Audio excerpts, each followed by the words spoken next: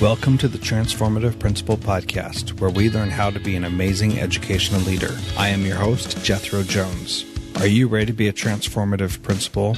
I'm looking for about 10 people who are ready to do what it takes to lead with integrity, find balance, and take your school to the next level.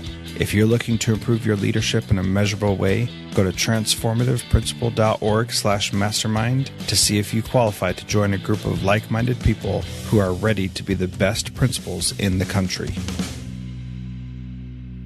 Welcome to Transformative Principal. Today we are finishing our conversation with Jessica Lahey, the author of The Gift of Failure, and this is a great interview, and I'm really it was great.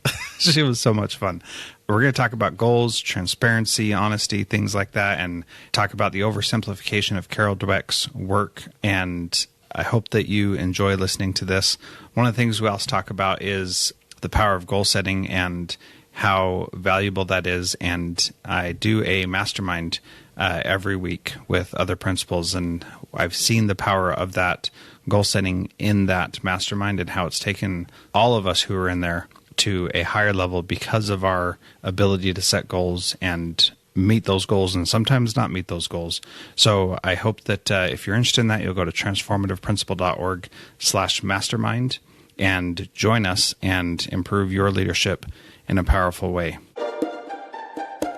So I did get a question from a principal in Oregon, and I actually have it here, so I'll play it for you, and then you can answer that. Does that sound good? That sounds great. All right, so this is from Kimberly Miles in Gresham, Oregon. Hi, Jessica. I'm an elementary principal in Oregon, and I have a question for you. I thoroughly enjoyed your book, and I'm trying to get my head around how I can support my teachers to be more honest with their students if they failed at a task. We've moved beyond good job, but now we are stuck on you worked hard, good job, when what the student really needs is specific feedback on next steps without funneling their thinking. The feedback might be more like, yes, I see you're really stuck with it, but you haven't come up with a solution yet. What do you think you should do next? We are so busy celebrating their effort, but the answer is still wrong, and my teachers are leery of telling the students they, quote unquote, failed. What are your recommendations to move them forward? Oh, that's such a good question. That's such a good question. Well, first I want to address the effort thing. So, poor Carol Dweck has had to come back into the media and say, oh my gosh, you media people, you've oversimplified my message. So Carol Dweck, of course, for anyone listening who doesn't know, wrote the book Mindset. It's fantastic. It's wonderful. Every teacher, every parent, every counselor, every coach should have to read it. And unfortunately, what's happened is instead of, we've sort of oversimplified the message when I say I mean the media. When I write about mindset, I have to be really careful not to oversimplify, because what Carol Dweck did not say is just praise kids for effort and never ever tell them that they're smart. What she said was, that we should value that process more than sort of, talking to them and talk to them about how to improve, give them very specific feedback on how to improve while we are praising them for tackling things that are difficult for them. So, while the title of my book is Gift of Failure, the failures aren't what's important. What's important is sort of how we help kids adapt to failure. So I think a lot of that comes down, and this is going to sound really weird, but a lot of this comes down to modeling our own reaction to our failures, showing our students that we are willing to say we were wrong about something and to come back to it, to say, you know what, I said something last week that wasn't exactly right, or, I handled something a little bit incorrectly or, wrong recently, and I want to come back to that and address it and get your feedback on that. That's really important for us to do in front of our students and in front of our kids. As a parent, it's really important to model for our kids that we're willing to try things that are difficult for us and to keep bashing away at it until we either grow enough that we feel like we can change our goals, or we can, we succeed at it. So that's the most important first thing, is modeling. Number two, I think, teaching kids to be a little more patient with their comfort with frustration. And teaching kids to be a little bit more comfortable with frustration is incredibly important. I think kids who have been overparented or are parented by really directive or controlling parents don't have the emotional wherewithal to be patient with their struggle. And unfortunately, if for those teachers who have not read the book Make It Stick, highly recommend it. Very good book. It's one of my favorite books that's come out in the past couple of years. I'm talking about the one from Harvard University Press with 3 authors, one of which is Roddy Roediger. I think one of the things that we have to understand as teachers is that when our students are comfortable with struggle, we are more able to use desirable difficulties with them, teaching them things, giving them work that is slightly above their comfort level, slightly more difficult than they're used to sort of tackling. And that's an incredibly important learning tool because we help them encode short-term memory into long-term memory, and it gives more durable learning. So the most important thing I think I do as a teacher, to get back to the question, is to give my students honest feedback, to say, look, I am really impressed with how far you've come. Let's think for a second about where you were 6 months ago with your writing. And oh my gosh, you've made such leaps and bounds, but you are still mixing up your tenses or changing tenses in your piece of writing. And can you see how changing tenses in your writing would really confuse your reader about where we are temporally with your characters? So let me show you this example of where you've done that and see if you fix this one place, it helps with the piece overall. So giving them really specific feedback. There are studies that show that homework and work that we give kids in class is fairly useless unless we give them constructive feedback on it. So really specific feedback, constructive feedback, and modeling for the students our own comfort with our own failures, I think, is really the way to go with the answer to that question. So, well, great answer. And I love the idea of figuring out how to give feedback that is actually going to work. And, there are a lot of opportunities for us to do that. And sometimes we take really good advantage of them, and sometimes we just don't. And that can be disheartening when you think of a great thing to have been able to say to your kid or to a student 3 days later. And I should have said that. That would have really helped support them. But anyway, and to loop back to the relevance thing that we were talking about earlier, making connections for students, the real world examples of sort of where other people have done what the student has done and why it has or has not worked. If you're going to talk about, for example, if you're teaching kids about debate and you are trying to help them understand why they can't make ad hominem arguments, why it doesn't work logically, it doesn't work from a rhetorical basis to attack the person that you are speaking to, that you're arguing with, go out and look in the media, and I promise you'll find 600 examples of ad hominem arguments in the news today. You can say, look, here's the reason that this politician, this speaker, this whomever, this, why this argument between these two rock stars that you love is disintegrating into chaos because they're arguing about, they're making ad hominem arguments. And look, you just did it in your paper here. And can you see how that doesn't work? Because that's taking something and saying, look, this isn't just about something you're writing on a page that will have no application anywhere. This is how people out there in the world get themselves heard. People who can't argue well don't get heard. So let me show you that. Let me make that relevant for you. So feedback needs to not just be in this vacuum of my writing class. It needs to actually be about what works out there in the world and how you get people to listen to you and how you get people to trust you. That's making all that stuff relevant. That's a constant looping basis every single day. Sorry, that was a long-winded answer to that question. That's all right. That was good stuff. So one of the things that has changed in my family's life after reading this book is that we have started doing a family council every Sunday. And as part of that, we set goals. And I have 4 kids that are 6, 5, 6, 9, and 10. Oh, you are deep in it. Deep in it, yep. Yeah. And so we set these goals each week and talk about different things that we want to do. And my kids all know that I'm interviewing you, and they're all excited that I'm able to do it because I've been talking about it for a long time at home. And so anyway, the goals have been just kid goals. I love little kid goals. Yeah, they're great. So one was, I'm going to color every day. And I was Excellent. Like, great. Yeah. Another one was, I'm going to clean up my room and make it ready to be vacuumed every day. Another one was, I'm going to go on a date with mom or dad. That's awesome. But then my 5-year-old this week, she said that her goal was to stop yelling at her sister to get out of her room when she's changing. And I was like, what? I mean, that's a very smart goal, sweetheart. That's a high level goal. That's great. But that's fantastic. She's 5 years old, Jess. That's How amazing. can a 5-year-old be aware enough to know that she's making a bad choice and she needs to change it and she actually wants to change it? We give kids so little credit.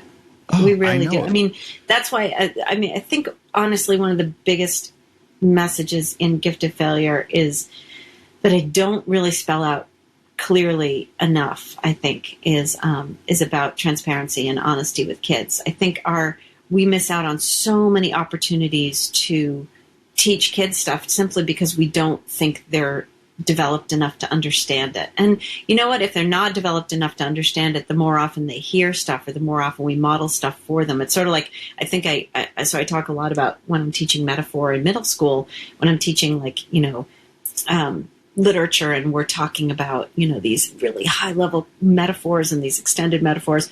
No, not everyone gets it, but you know what? The day they do show up and they do get it, it's going to be there for them to hear and for them to understand. So your kid, clearly you guys are modeling for your kids some pretty high level stuff because that's the only way she's going to get that. Someone's talking about that kind of stuff in front of her. That's where she got it, you good dad. Oh, thanks. I won't mention how many times I yelled at her to stop yelling at her sister. But... Well, maybe she's sending you a message. Maybe she's saying, I would like for you to stop. And sometimes that's the other thing is I think we tend to think of kids as being pretty simplistic, but I think they have some awfully smart ways of telling us things they need from us. Yeah, I do definitely believe that. I brought that up to talk about how important goal setting is and how I feel if my daughter can make that kind of a goal right now as a 5-year-old, there's nothing that she can't do later. And that's something that you talk about in the Gift of Failure is giving kids an opportunity to focus on their goals instead of just on grades or different things like that. So what else do you want to add to that idea of setting goals? Well, it was something that I was doing as an advisor to my students. I mean, I was, for some crazy reason, I was doing it with my students and it never occurred to me to do it with my own children. You sit down, the school where I was teaching had a plan book where we specifically gave room in the margin of each week to write down a few achievable short-term goals and then a longer-term goal as well. So every single week I was sitting down with my advisees talking to them about, where are you with this goal and how'd that go and how'd this go and where are you with that? And then all of a sudden it's sort of, I don't know, this light bulb went off and I said, wait a second, this is such a powerful tool. And I can't believe, I just don't talk about that with my kids. It's just not something I do. And that process has really evolved in my family. I mean, now it's not something we do formally much anymore, but it comes up a lot. It certainly came up at we all got together and we were talking about goals at the beginning of the new year because I hate the word resolution, but we were talking about goals and one of my kids chose this time around to not share some of his goals with me. And that was really important moment for me to respect that impulse. Yeah. My kids are getting older. I have an 18 and a 13-year-old and some goals are private and that has to be okay too. And at the same time, I'm continuing to tell them about my goals for things that are scary for me. And so it was even sweeter recently. This past week, I achieved a goal that I have been trying for a couple of years now and had failed a whole bunch of times. And I finally succeeded this past week. And my kids were so happy for me because they knew that this was something that I had wanted for a really long time and I had been working at. And, so people out there are going to see this thing that I've done and say, oh, that's great. She, that must have, that came easily for her. But my kids were like, oh, no, she's been trying and failing at that for ages. So it's a real ability to celebrate. And goals are private. When goals are, even if you don't keep them private, even if you tell your family about them, if your daughter fails at that goal her first few times around, it's not that big of a deal because it's her goal. It's not something that's been imposed on her. There's no punishment if she fails at it. There's just, her own accountability to herself, which is great because, kids, it tends to be all or nothing with a lot of kids. Either you succeeded or you failed. But for personal goals, there's a lot more leeway than that. So I think, and you're showing your daughter that you respect her as a human being by listening to her talk about her goals. It's all I just love the process of setting goals. Yeah, I do too. I run a mastermind with principals across the country, and each week we set goals for the things that we're going to accomplish. And that's not necessarily an easy thing for adults to do either. Yeah. And when somebody fails at one of their goals, then they're way harder on themselves than the rest of us. And the rest of us are like, oh, don't worry, you'll get it next week. And that person's like, oh, drat, and they make a big deal about how frustrated they are that they can't do this thing. But what's amazing is that just the act of setting goals is just so powerful for anybody who does it. And that's another thing that I've seen with my kids is as they set their goals, sometimes they make them, sometimes they don't. And this last week, we all met our goals for 2 weeks in a row. And my older daughter said, hey, because she keeps track of everybody's goals. She said, hey, we all met our goals for 2 weeks in a row. And so then my other daughter said, we need to have a dance party to celebrate. And it's like, yeah, well, probably should. So. That's excellent. Well, then the nice thing also about the goal setting thing is it also gives you another opportunity to model for them your reaction. There's a book I love and I talk about in Gift of Failure called Adapt by Tim Harford. And it's a business book, but it has a lot of application to parenting as well, because he says, the way we adapt to our failures is what essentially really spells success or failure later on. If we choose to just sort of deny it and pretend like the failure never happened, then we're not learning anything from that. And so those moments when you don't reach your goals and you say, oh my gosh, wait a second, what did I do this time that maybe I should change up? What should I do differently? And one of the things that's important about that is we're seeing a lot of kids now who are getting so wrapped up in perfectionism that it's actually leaking on over into sort of a more OCD kind of problem. Those kids in particular really need to hear process-oriented talk as opposed to product-oriented talk. Yes. So when you say, well, yeah, I didn't reach my goal this time, but what am I going to do differently next time? When that kid comes home with an F on a test, rather than, freaking out over the F, the best way to handle that is to say, okay, so what did you do to get this F? And what are you going to do differently? And what are you going to try? What did you do this time that didn't work? What did you do this time that did work? Did you talk to a friend about, their A and find out what they did that worked? A lot of talk about process. And goal setting really lends itself well to that talk about process. Yeah, absolutely. You've given a ton of great book recommendations, and I've put them as links in the show notes at transformativeprincipal.org. So if you're listening and want to read these books, just go to the show notes page and you'll be able to see them.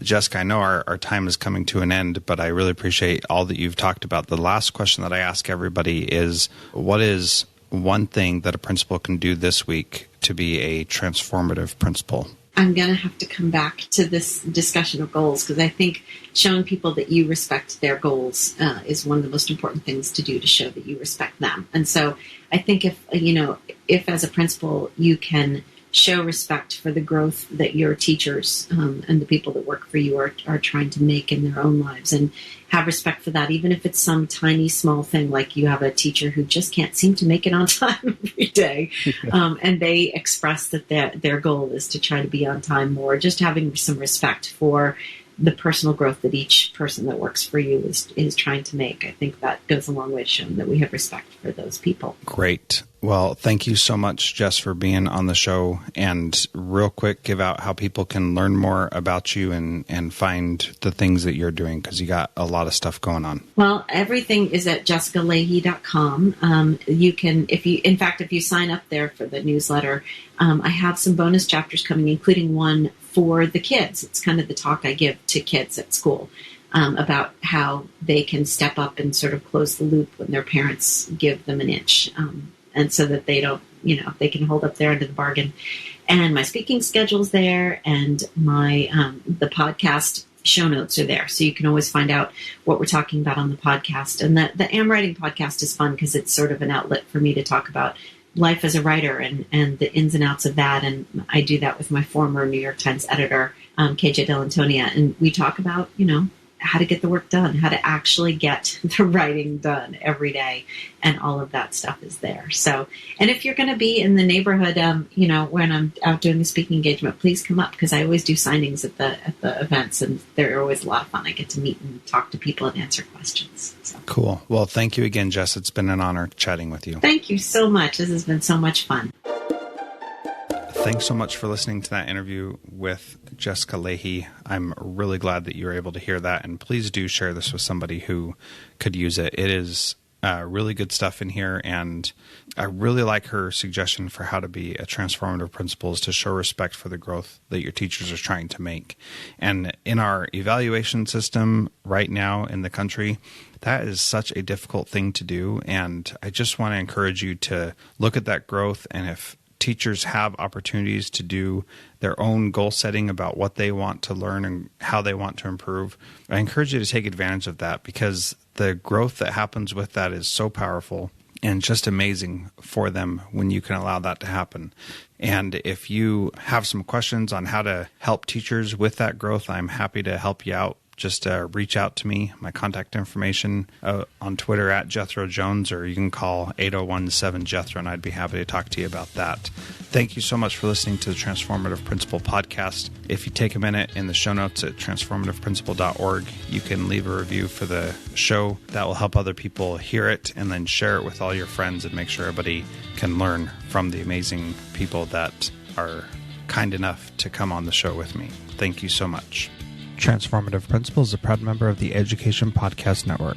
Podcasts for educators by educators. Visit edupodcastnetwork.com for more great podcasts.